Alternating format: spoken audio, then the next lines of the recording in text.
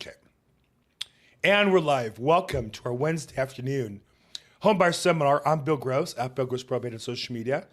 We do this every Wednesday at about 4 or 5 o'clock, today 5 o'clock, along with my good friend and colleague, Patricia Castillo, who's very busy. She's so busy, she's on the phone in the middle of our I'm back. call. She's back. Say I'm hi, back. I'm Patricia. back. Hi, everybody. Thanks for tuning in today. And our good friend Shannon Dahlender. It's a typo there. How's it What's up, going, Shannon? guys? Nice. No, I don't see the color. Oh, there's the colors on your microphone. He's got this really fancy microphone with colors there on the bottom. That makes you a better personality. It makes you smarter when you have a very fancy microphone. So I'll move to the side so you can see all the colors. how about the market, Patricia? I know you're busy because you and I are working on a couple of deals together here. We got some hot leads we're working on together, I think. Yes, we do definitely. I have a couple of escrows I'm overseeing, and have a couple of offers out right now. So the interest rates don't really seem to be a thing anymore. Of course, buyers are always looking at interest rates, but it's not really slowing down the market in terms of them still wanting to make an offer. I think that buyers are taking a little bit longer to decide and actually pull the trigger on it. But there is more inventory right now, which is good for buyers too, because they have that time to take a look at what they want, not feel like they have to write the offer in the car after seeing the property. But I can see, and it's crazy in Southgate, where I had my last listing. I had a bunch of offers. We opened escrow after doing the open house, and then I have a couple of other listings that I've been getting calls on. No offers yet, but a lot of calls, a lot of questions, and buyers taking their time to see the properties and making that decision. So I think it's balancing out.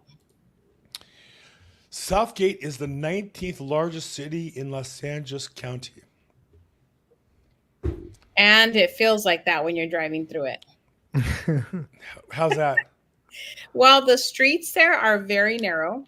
So when you're driving down any of the residential streets there, they're very compact, and there's parking on both sides, but it's very, very narrow when you're driving down the street. So if you are looking for a home in Southgate, you want to make sure you have a long driveway and plenty of parking, because most of the residents there need to use the driveway. There's just not enough parking on the streets. Every household has multiple cars. So it feels a little congested sometimes. It's interesting. So is that because the families are larger than they were in the past? There's more people living there? Is it more adults, more kids? Well, more of the kids that are entering young adulthood, 16, 18 years old, they're already driving. And Right. so you have a home that has adult children there, 18, 19 years old, and they own cars already. So you may have 3 cars, 4 cars per home. And the home that I just sold in Southgate, there's actually 2 families that are moving into that one. So that's why they needed the large backyard and the long driveway for multiple cars. And when you see this push to get more ADUs, more density, it only makes those challenges of parking more difficult, I think, right? That's what we see in my neighborhood. It Have you really guys does. have Mhm. you guys seen the news about San Jose being the first city to approve ADUs being sold as separately? Pretty much, people can buy them separately. Do you guys think that that's going to be a trend throughout California? You think that's going to spread around, where people can just Yeah. subdivide and then just sell off the ADU as its own house? So, I actually cover that upcoming on my podcast, and I think it's a good question. The market's not settled. Like where I live, you have maybe single family homes on 6,000 square feet, and somebody can build an ADU in the back, and maybe they have access to the driveway, and you create some sort of an easement that they can use a driveway, and it sounds great. Oh, sell the back unit for 100,000 or 150, but now you have a house that's maybe devalued because you have somebody in the back who's a tenant, perhaps. So there's some risks to that. And the other challenge is, like in my neighborhood, you have a single family home. Now, my house happens to be 2 stories. It's very unusual. most of my houses are. I'm in a neighborhood that was built in the 1920s and 30s, Spanish, kind of classic LA Spanish houses. But the owner here years ago, 30 years ago, put a modular second floor on. And so from my second floor, which is the master bedroom, I could look out the window and see into my neighbors' backyards, which is obviously, I would think, uncomfortable, or could be uncomfortable if you don't have good relations with your neighbors. And so just imagine being that person and your neighbor builds an ADU, a two-story ADU overlooking your backyard. You have a teenage girl, maybe and a daughter, and you have a pool in the back or something. All of a sudden, so these are all things that I don't think we've really thought through. But I will say to your question, our state government is absolutely committed to increasing density with ADUs, and they're forcing it down the throats of cities one by one, and so you're going to see more of this. Whether it's good or bad, time will tell. But it's definitely happening. But what do you Yeah, I say? mean, you think we'll be like New York? I mean, as dense as that? Well, maybe not as dense, but you think it's moving towards that direction? Well, I think when you say dense New York, Manhattan and Brooklyn are unique in the way they build houses. But having been a low level politician, I do think our politicians fantasize about us being like New York, where we have very dense central cities with mass transit, and as opposed to how I grew up in suburbs with houses and yards and parks and things like that. And so I don't think there's any question that's what the mayor wants, the city council wants, county supervisors, the state government officials. That's what they want. Every law passed is pushing us in that direction. I don't think that's what people want. That's not what I hear. I've never had a customer say, "Hey, my life's ambition is to live in a high rise over a metro station so I can take the train to work every day." I've never had anybody say that to me. Yeah. That's more concession. I can't afford a house, so I'll buy or rent an apartment, and it's on the metro to save me some money because parking downtown is expensive. So I don't think there's any doubt that's where California is headed, full steam, really fast. I don't think there's any question about that. What do you think? Yeah, I think, well, for the buyers that I've been helping, they're looking at um, homes that have larger lots because they are interested in building an ADU. So I have Mm. seen more interest in lot sizes that have the potential for ADU. And this would be like a future investment they would be doing by adding value to their home, but because they have plans of living there long term, and also because they have plans of having in-laws stay with them. And so, and then when the changing of the guards happens, when the kids get older and their parents are ready to kind of retire and take a step back, then they'll be in the ADU, and and they'll be able to look after their parents. So So more to have more family there, not to sell. Pretty much, it's not. right. Yeah. That's the feedback that I've been getting lately. And this house in Southgate has a pretty large lot size. So, they're also looking at zoning, because if you have this house, for example, is zoned R3, so you can build 2 more units there instead of just an ADU. And if the lot size is large enough, then it allows for that. So if the zoning is there, you can build not just an ADU, but you can add like 2 more homes and have one as a rental and then one for your family members too. So it helps to offset that mortgage payment.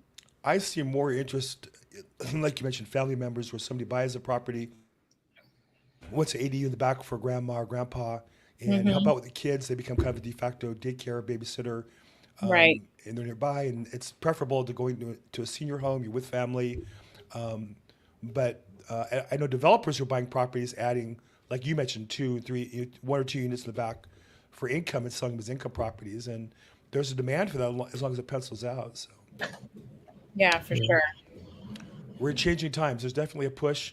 We haven't built enough housing in California, so there's a lot of pressure to do something. And you see a lot of these, pushes, tiny homes and smaller homes. And in my neighborhood, they built what do they call them? Not zero lot line, but where they take a single family home and put 3 houses on the same lot, and all 3 are single family homes. With their, so a 6,000 square foot lot becomes 3 2,000 square foot lots, with 3 2,000 square foot buildings built against each other, Okay. and they kind of share a little bit of a driveway and share a little bit of a backyard maybe. And I see those being built, in my neighborhood as well. I don't know how much demand there is for that. I think people would rather have houses, but we're not building any houses, so that's all that's left. Interesting. Yeah. Interesting. And what do you, along the lines of the 2, 3 houses? I hear this a lot on social media, and I want to see with you guys how practical and how many people are actually doing it with the whole. I don't know if you guys are hearing this now anymore, as I used to, like maybe a few years back, but the whole quote unquote house hacking, where hey, let's buy a duplex, a triplex as our first home. Like, how much are you guys seeing that actually happening these days with that? Because I heard it so much before, and when especially when social media comes out, a lot of influencers were saying house hack, house hack, house hack, but Right. I, I don't know House how. house hack is more for a single person who has a condo or a house and rents out rooms in their own unit, commonly not legal, but Mm, regardless. And so if you're in a house, you have a 3 bedroom house, you can rent out 2 bedrooms to two, roommate friends and make money that way, and that covers your rather than rent it, you buy it, and your rent payments might cover your mortgage. So that typically house hacking, as opposed to buying a multifamily where you live in one unit, rent out the other ones. That's just a duplex or triplex or fourplex. Hmm. So I do think that, I had a chance when I was at college to house hack. I lived in a condo, and they were converting. It was an apartment. They were converting to condos in Culver City and Fox Hills, and I forget how much it was. I want to say $30,000. And in college, you typically live in a 2 bedroom with 4 people, 2 roommates in each. And my father said, I'll buy it. You organize the rents and pay the mortgages, and then I'll give you the condo over time. I thought, that's a lot of work. I don't want to be involved with that. So, that condo today probably sells for about $800,000 and would have been owed free and clear, and I'd be collecting rent on it. So I was too smart for my dad to to, to go along with that. But in college, it makes sense, right? You can kind of house hack and get away with a lot of income per bedroom versus a family, which is a little harder to do that, I think. yeah, nice. And my last question. Now I'm kind of interviewing you guys now, but my Sure. last few transactions, I've had mom and dad help. Oh yeah, Um, I've seen a lot of that lately. I don't know if you guys are seeing, because usually I meet a client and then all of a sudden you got to meet my dad and he's got to, and I'm, whoa. But it turns out that, The dad is the one with the money. He's got some money stashed away at home or in the back, buried in the backyard or somewhere. Partially in a deposits in a bank, and the rest of it is somewhere in a hidden place. wow, Well, Yeah, wow. get a there's lot of dad that. has the money, that's one, and then there's dad as the third base coach. If you ever played baseball, and so as the as the real estate agent, imagine yourself you're running around third, and you want to go home and score, and the third base coach is holding you up. That's kind of the classic father who doesn't have any money in the deal, but he's advising his kids. And once dad gets involved, they always have problems that they point out. They're always going to save their kid from some disaster. The classic is they want to be at the inspection with the inspector and look at every nook and cranny, and then kind of talk them out of the house because it's not a brand new house. There's things that need to be repaired, and dad's going to tell them how Right. dangerous each of those things is. That's the classic case. But I think what you're talking about that is more common now is parents who have money who want to help their kids buy next generation money, and I think that's much more common, particularly in I think in lower income families where um, that's more of a traditional thing that's gone on, and I think in higher income families where there's so much wealth, they just in my neighborhood the parents just buy a house for the kids. They buy a $4 million house. I was making offers on properties, and I find out who the other buyer was, and it's like some multi gazillionaire, and he's buying a house for his newly married daughter and son-in-law. You're not going to win. It's just unfortunate. So Yeah. Yeah. I mean, and I said it to say, I guess, for the audience out there, if I'm rarely seeing people do it by themselves these days. I'm not saying it's not impossible. It's just I'm seeing so many people come together to make this happen, which, if you're out there feeling a little discouraged, I guess, one thing is to ask for help, and open up that conversation. You'd be surprised, if, you do have family members that you're still, that are still here and are, willing to help. You'd be surprised.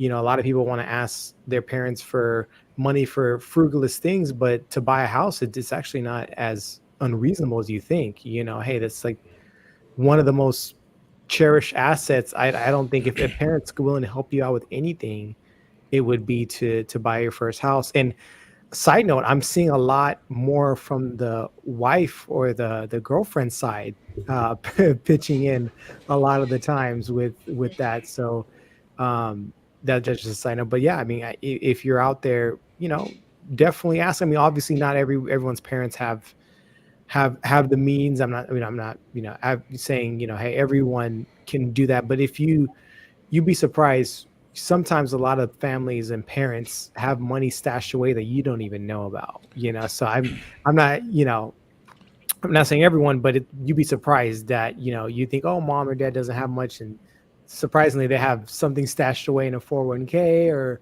something, an investment account, or maybe money they're not even telling you about. And just bringing up that conversation about, hey, could you help us? Because I'm just statistically, I think 80% of, I would say 70% maybe is, different people in the family are helping out some way. Maybe 30 to 40% it's couples that are just doing it by themselves, maybe, but I'm seeing gift funds. Like even then you have two people, right? As opposed exactly.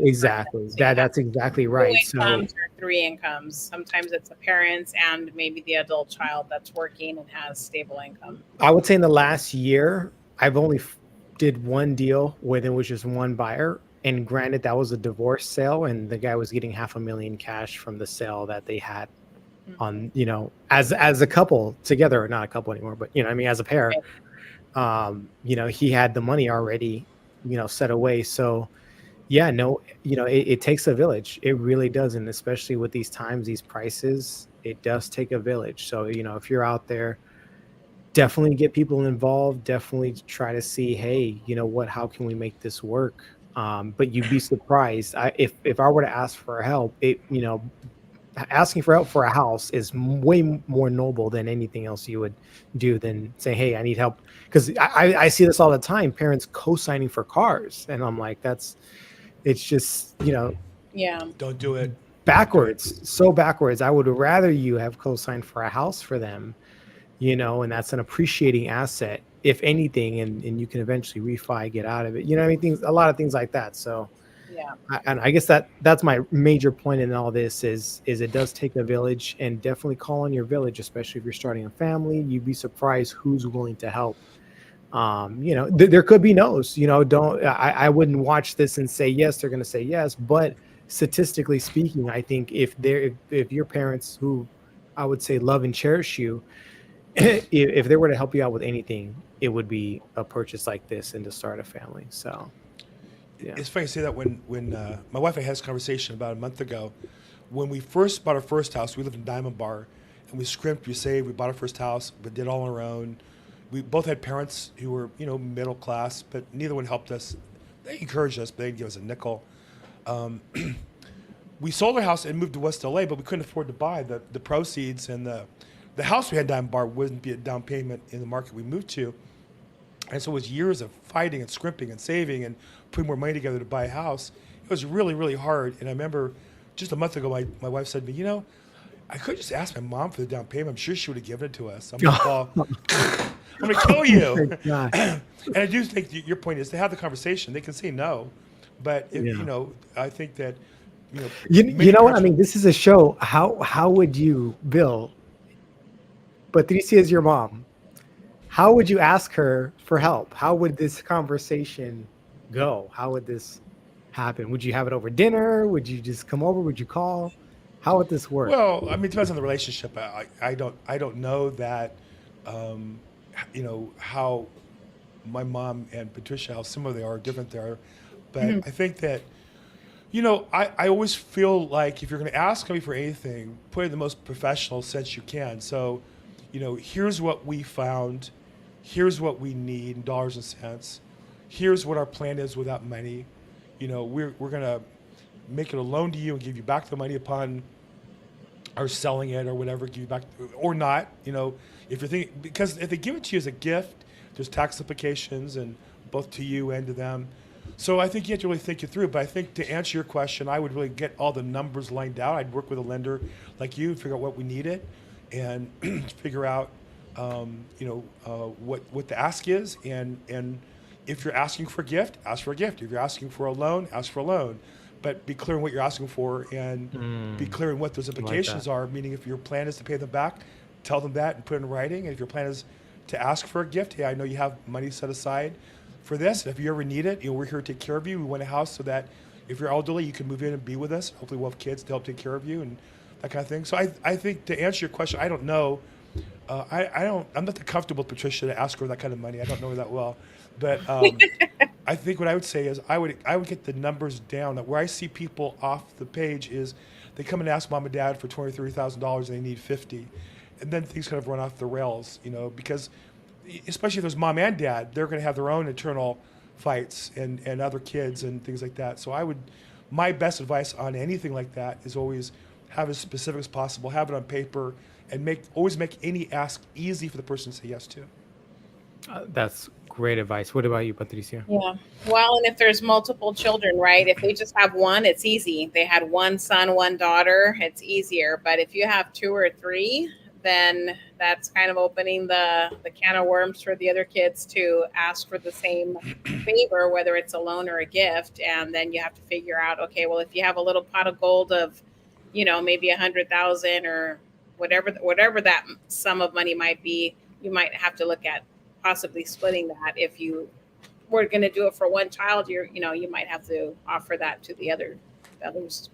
Right. That's a good point. So that pot of gold could, they might think, well, we might get 50,000 from our parents, but it might shrink down to like 15 or 20. Yeah, if they have to divide it between all the siblings.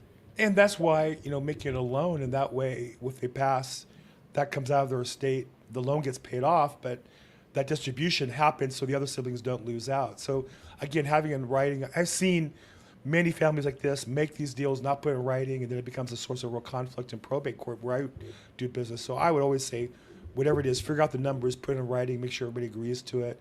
If there's other siblings, make sure they're aware of what's going on so they're not surprised. Interesting. I love that. I love what you said. You said, hey, first get your ducks in a row. And that I actually tell people that too. Like, hey, talk to a lender and show your parents you're doing your due diligence. It's like, hey, we already got our numbers. We're pre-qualified for the X amount. We're going to need With X Shannon, amount. the lender. Yes. I said, talk to you. I say talk to a lender. So talk to you first. Yes. Talk to me and definitely get you qualified. Hey, how much, based on your income, this is what you qualify for. This is how much you're going to need. And then now you can take that piece of paper or those pieces of papers, and say, look, we've already gotten pre-qualified. We've already done the homework. Our credit's good, and this is how much we're going to need. We're going to need X amount. And, would you guys be able to help, And then I love what you said. It's as far as, hey, it doesn't always have to be a gift. You could say, hey, you could put a lien on the property, so it's technically it's a loan that you can either refi and get you out, or we can do a payment plan, or we could give you the money back when we sell. So there's technically you're just parking it somewhere. I love that. So I actually would start off with that and have them say if they're going to gift it to you or not, right? And hey, we're not asking for money, we're just asking a loan, for a loan, and see if it comes out of them. I've seen cases where people gave their parents a deed that didn't get recorded. I've seen cases where they did record it. I've seen cases where they held it and the parents purposely later, ripped it up and they're able to distribute to other kids as well. So there's different ways to work it, but I do think the key is to make it as easy as possible for somebody to say yes to what you're proposing. Right. You don't want them to wonder, oh, we got pre-approved, and 2 weeks later, oh, no, we need you to co-sign. That it just makes the whole thing more complicated. But if you can really come with a it's like raising any funds. I think if you can give people, well, what's in it for them? Well, we're going to have a house, and you'll know that we're settled, and your daughter or son is going to have a fixed place here to raise their kids and be here for the rest of their lives, hopefully, if everything works out. I love it. So Shannon, Just FYI, I think parents love grandkids. So that's another pitch is we want to be in this area because we're going to raise our kids here. The more you talk about kids, the more likely Yep, your kid. that's exactly why my last transaction where the parents came, they said we want our grandkids to be in the school district. That was the number one reason why they were doing it is we want our grandkids here. My And wife's at my grandkids right now as we speak. That's what she does every afternoon. She goes over to my daughter's house. She picks them up at camp in the summertime and takes them home, and then goes back over at 3 o'clock and spends a couple hours with them every day. Now, if they wow. move to Lancaster because it's cheaper, then we don't have that. So that's why we want them here in the neighborhood. That's a big thing is geography, is having family close together. Same neighborhood, preferably, but the same county for sure. Yeah, in some ways, I'm like a Mexican family that we all want to be together. I remember my best friend when I was in high school in La Habra, they had a family picnic at the local park, and there's like 500 people there.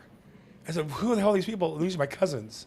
Because all their, the great grandparents, all their kids, his grandparents, and all their kids, all his aunts and uncles, all lived in the area and had kids, and they all came together and they all knew each other. And then I learned the hard way. You go to like play ball at the basketball or baseball and get in a fight with one kid.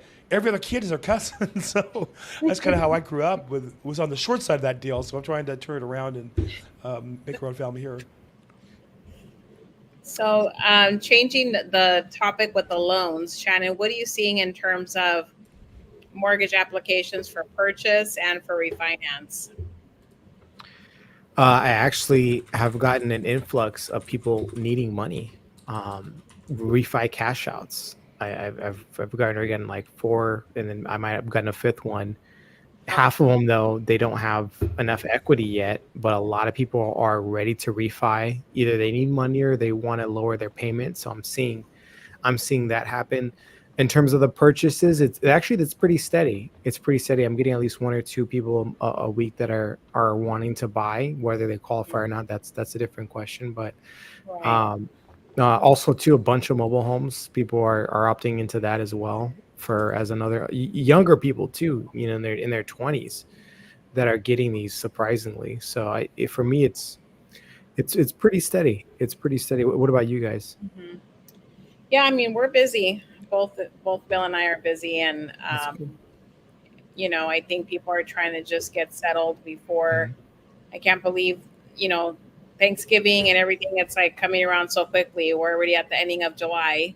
We're going to start August pretty soon. So Man, some people, I have a client that's relocating from Spain for a job relocation, and they're trying to get settled before the ending of August, trying to get wow. settled into a home. So yeah, the demand is there for sure. So I am still seeing that has stayed consistent, the demand to purchase. Yeah, I'm seeing a lot of people now not as shocked about the rates anymore. Before, I think beginning of the year or last year, they're like, what is this? What? Now I don't see that shock anymore. I think people are just, hey, this is where we're at. You know what I mean? I think everyone's kind of settled into where we're at, and actually got one borrower that won that California Dream for All program. So we're working with them to try to get them in something. But congrats to them. But they have to use that before what, September? September. Yeah. Yeah, they're looking now. They got to get in contract by September. Yeah. One of the things that I think is going to be an interesting little speed bump is the coming changes in representation contracts. It still isn't even decided. Yeah. My business is not typically working with buyers, so I'm not as concerned. If I was an open house person or working with buyers, man, I can't tell you what your requirements are today. They seem to change. I believe, I happen to work for companies at the front of figuring this out and supporting us and staying up to date. But, you have the court case with the NAR settle one thing, and then you have the Department of Justice say, no, that's not what we want. And then you have states getting involved in it. And so I think for buyers who are used to just going to Zillow and then showing up at houses, they're going to find that agents are going to ask them to sign a contract of some sort, maybe very limited, maybe more so. Maybe agents, smarter agents might ask for more of a commitment to spend their time. And so I don't think any of this is sorted out. I think it's going to be, there'll be a lot of fried feelings and such. And so for the agents who are watching this, I would say definitely make sure you understand your contracts. And for the buyers, just understand there's a whole upheaval in our industry. It's going to be turned around. And whereas for years the sellers paid the agents commission to pay the buyers agents, that's coming to an end. And it's going to have, nobody understands what that means yet. Nobody can tell for certain. Are as sellers, are you guys still going to offer the commissions to the buyers, or is it no more? Hey, the buyers got to pay for that. We're not going to pay Yeah. our company. I was just watching an interview with the president of the company outlining it. We will not be paying any commissions to the buyer's agencies. So if we're a listing agency, whereas normally we cooperate, today our company is we will not be paying other agencies. The other agency, when they make an offer, will need to ask for the commission from our seller, and our seller will have to agree to that. Now, we might say to our seller, okay, we'll lower our commission, that portion goes, and you're going to pay that to the buyer's agent, but the money is going to come not from the seller, not from the listing agency, but it's going to come directly from the seller. And so, what that all means, I don't think anybody knows. So, for example, to give you some complications. Well, if we're not paying agencies commissions, what happens when Patricia and I work for the same agency? Are we allowed to do that? That's one series of questions. Another complication is the company that Patricia and I work for is so big, we have 3 different brokerages. Are they considered the same broker or not? Can we pay each other because we're with the same company, or can we not because we can't pay each other's brokerage? And even that's, I think, still being hashed around, and nobody's 100% of what all that means. Well, what happens if you're Keller Williams Long Beach as Keller Williams Orange County? For sure that's not going to work because they're different companies. So a lot of these things, you might see a company and see the same logo and say, well, there's no problem there. Well, there might be. And then some agents aren't going to know there's a problem until they're in escrow and the paper has to get redone, or may not know that the seller doesn't want to pay any commission to the buyer's agent. And nobody's going to say, oh, I feel sorry for you. I'm going to give you 2.5% or 3% of the commission. So on this $800,000 property, I feel bad you lifted off your paperwork. Yes, we'll pay you $24,000. That's not going to happen one day, and there'll be some hurt egos. So I would just say to all the agents who are watching this, I would definitely look at your contracts, go through them. It's a moving target. I'm pretty good at this stuff. I'm completely frazzled. I have no sense of what's really happening on the buyer's side commissions. And unfortunately, I think it's going to affect the buyers the most. I mean, if they're going to have to also pay for that commission as well on top of all these fees that are there, that's, man, it's going to be a lot of pressure on buyers. Like, this is something that they didn't have to worry about before. And now. In addition to the closing costs, right? Not just exactly, because I mean that's where this is going to be added to the closing costs. So if a realtor is charging, whether they're charging a flat fee, let's say $15,000, or they're charging a percentage off the purchase price, then the buyer is going to have to come in with that money. Or maybe the buyer's agent can negotiate that the seller pays a portion of it and then the buyer picks up the other portion of that. All of this, and the forms are a moving target. They just came out. I have a listing where. Are you guys' forms changing? Is that what's going on? Oh yeah, everything's changed, and will change again, I'm sure. Again, I have a listing was it with you, Patricia? Where, oh yeah, the one where you're meeting on Monday. I had done the form in the old version. I didn't realize, and I resent out the form, but it's the old version. But even though the date was the 23rd, the form changed to the 24th, which is today. So, which means we're going to have to go back in and do an addendum to the form to accommodate all this at some point in the future. So it's going to be so much detail and paperwork. And I think the thing for a buyer is this is why you better find a good agent up front. Meet with a good lender, get pre-approved, meet with a good buyer's agent who will protect you, who will get you, a good deal, who will make sure that if the seller is willing to pay concessions, that you're getting that money into your pocket. This is no time to play with amateurs, I think. Yeah, absolutely. Wow. I agree. It's going to be, you're going to see a lot of agents leave the business, primarily the buyer's agents, that are just kind of feeling like the rug is being pulled out from underneath them. Mark my word, you're going to hear about you, Shannon, and you, Patricia, and I are going to hear about different agents, but we'll all hear about one who thought they had the contract. They thought, it was on the MLS in July at 2.5%, and they go to closing, and there's no commission dollars. And the seller's broker say, well, it's not in the new contract form, and we're not allowed to pay you now because of the law. Sorry, not sorry. And there's going to be agents who are going to lose their full commission on a deal, $10,000, $20,000. You watch, it's going to happen, and they're going to scream bloody murder. But and I think there'll be buyers who expect, concessions or such that won't be able to get them because you're not going to be paid. So this is going to be, it's gonna be exciting. There's going to be some good reality TV opportunities, I think. Yeah, I think also too, my broker is actually saying that they're going to talk to the banks as far as are the regulations going to change of how much closing costs are allowed? Because even that, you're not allowed to exceed a certain amount on Right. closing costs. So Right. that's VA going to said happen. yes already, but they Yeah. say yes, but now the lender has to prove it, and then not just that lender, but the wholesaler has to prove it. So there's so Yeah. many layers of this process, and they have to have their forms updated and their computer systems updated and their processes updated. Everybody's shorthanded. They're all complaining about how overworked they are. So it's going to be, this is no time for amateurs. This time, I was referring out a listing out of state the other day, and I was interviewing agents, and the one criteria was I need a full-time agent. I talked to this one guy, and he was kind of crying. Yeah, I am full-time. I'm starving. Great, I got a deal for you, because this is no time for amateurs. This is time for people who are committed to the business, like Yeah. Patricia and like you, Shannon. Yeah. No, I agree. It's time. So Well, it seems like we could do this all day long, but I think we need to wrap it up. I know Yep, Patricia's let's wrap it up. very Okay. busy. She has a lot of listings. She got a lot of escrows. I've got nothing to do. I'm just twiddling my thumbs here. But Patricia, if somebody wanted to get a hold of you, talk about new buyer stuff or listing another property, what's the best way to get a hold of you? That's right. My cell phone 323-365-9909. Shannon, the lender, what's the best way to get a hold of you? yeah, my number area code 661-317-8484 or my Instagram FUND with Shannon. My favorite joke on this show every week is his OnlyFans is fun with Shannon, but fun with Shannon is his business line. So Yep. I love it. I think I say it every week, but I just think it's so great to have your OnlyFans page. He's such a good-looking guy. I can imagine him having OnlyFans. I don't have one. I've never been on OnlyFans. If this doesn't work, you guys know where I'll be. Exactly, you got the Selling my Instagram handle. toes. You got the Instagram handle ready to go. Hey, I'm Bill Gross at Bill Gross Probate or BillGrossProbate.com. Thanks for joining us today. We do this every Wednesday, about 5 o'clock p.m. Reach out if we can help you. Make it a great week. Thanks so much, everybody. Thank you. Bye. Mhm.